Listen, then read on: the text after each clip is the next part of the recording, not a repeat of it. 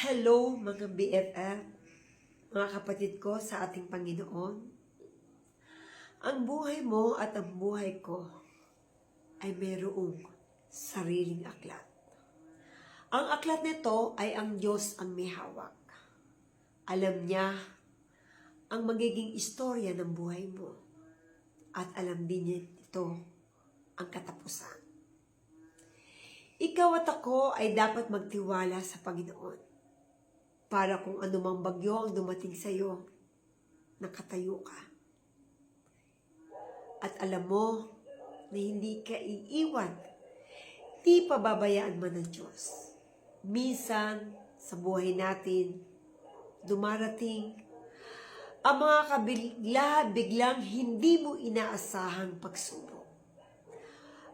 Mga pagsubok na kung minsan ay iiyak ka talaga. Mga pagsubok na kailangan nating malagpasan sa ating mga buhay upang ikaw at ako ay tumibay ang pananampalataya sa ating Panginoong Hesus. Para tayong dinaraan sa isang apoy na malalaman kung ang puso mo ay dalisay sa harapan ng Panginoong Hesus. Upang malaman ng Diyos kung ang puso mo habang nasa apoy ng pagsubok ay lalo siyang kikislap, lalo itong magiging parang ginto na ipinaglalaban mo ang pagmamahal mo sa Diyos, na nakatayo ka, na kung paano si Daniel sa Old Testament, siya inihulog sa apoy, ngunit di siya natakot, sapagkat alam niyang hindi siya masusunog at hindi siya magagapi ng anumang gawa ng demonyo sa kanyang buhay. Na kumapit sa Diyos at nanampalataya siya na ang palad ng Diyos ang siyang aahon sa kanya sa apoy nung siya'y inihulog sa kulong. Ganyang kadakila ang Panginoong Hesus. Maraming pagsubok na dumating sa aking buhay at ito'y aking nalagpasan. At maraming hinipo ang Diyos na taong tutulong sa iyo, hindi kanya pababayaan. Dahil ganun ang Diyos. Siya'y mapagmahal, makapangyarihan, at higit sa lahat, kaya niyang humipo ng tao na tutulong sa iyong kagipitan. Aalalay at sasabihin ng Diyos sa iyo, anak, hindi kita iiwan, ni pababayaan man. Maraming tao na agad ay sumusuko. Tinatapos ang kanilang buhay. Sapagkat ang akala nila, walang Diyos na tutulong at aakap sa oras ng kanyang problema. Kapatid, kung ikaw man ay maraming pagsubok dumarating, mga pagsubok na akala mo hindi mo kayang tayuan. Kapatid, mahal ka ng Diyos. Ipinanganak pa lang tayo sa ating sinapupunan. Alam na ng Diyos ang iyong aklat ng buhay. Alam na ng Diyos mula pahinawan hanggang sa iyong pagwakas. Dahil ang Book of Life ay isinulat niya sa kanyang Biblia. Magtiwala lamang tayo na ang buhay natin ay paganda ng paganda. Payaman ng payaman. At paganda ng paganda ito sapagkat lumalakad tayo ayon sa pagkatawag sa atin ng ating Panginoon. Lahat ng tao sa mundo ay may pagsubok.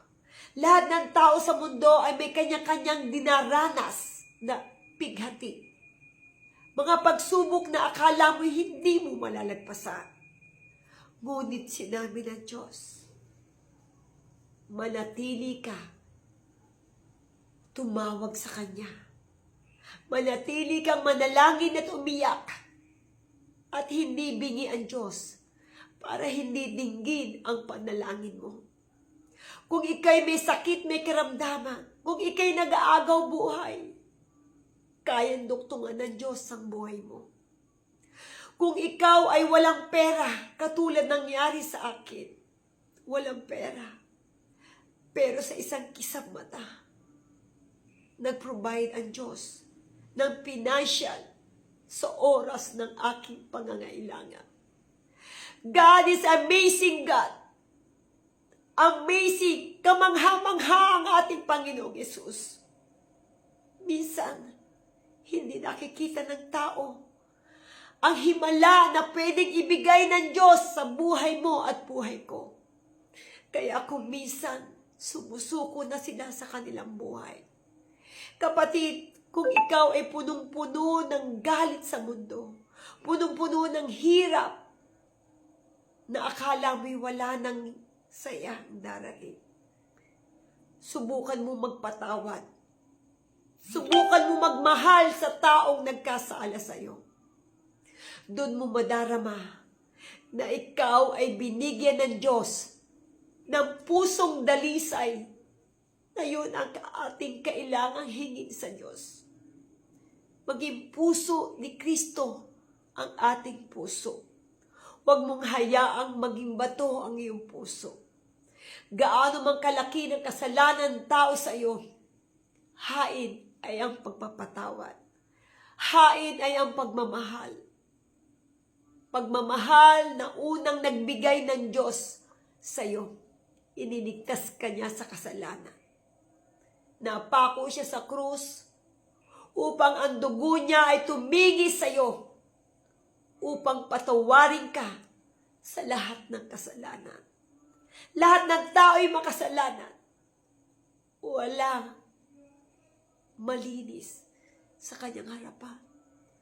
Ngunit dahil sa ating pagrepent, sa ating paghingi ng tawag, ang buhay ng ating book of life ay gaganda. Kung ang buhay mo sa pahinawan ay masakit na mga pagsubok ang dumating, asahan mo sa pangalawa. Ang pahinang pangalawa ay masagana at pagmamahal ang ibibigay sa iyo ng ating Panginoong Hesus. Sapagkat tayo magiging matibay na mananampalataya at lingkod ng Diyos. Hindi tayo habang buhay mahirap. Hindi habang buhay tayo may sakit. At hindi habang buhay tayo laging may galit sa puso. At hindi habang buhay na ang puso mo hindi sanay magpatawad. Paano ka patatawarin ng Diyos kung ikaw mismo hindi sanay magpatawad? Masarap mabuhay sa mundo na may pag-ibig. Kaya yun ang hinihingi ko sa Diyos.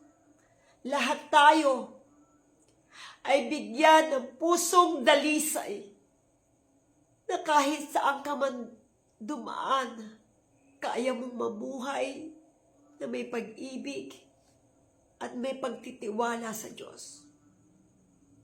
May bagong pag-asa. Yun ay ang ating Panginoong Hesus. Kaya laban lang sa lahat ng ating dinaraanan sa mundo. Tumayo tayo.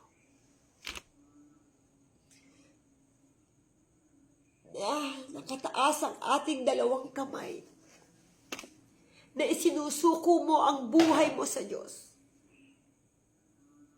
Dahil hindi tayo dapat mamuhay sa sariling kakayanan, mamuhay na mataas, magpakumbaba tayo.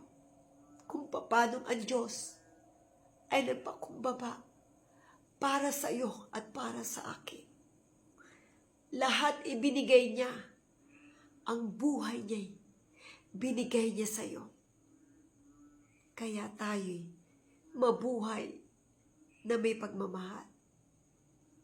Upang pagdating ng panahon, ang minahal mong tao na nagkasala sa iyo ay tunay na binago ng Diyos at pinagpala. Ikaw at ako'y pagpapalain ng Diyos. Manampalataya.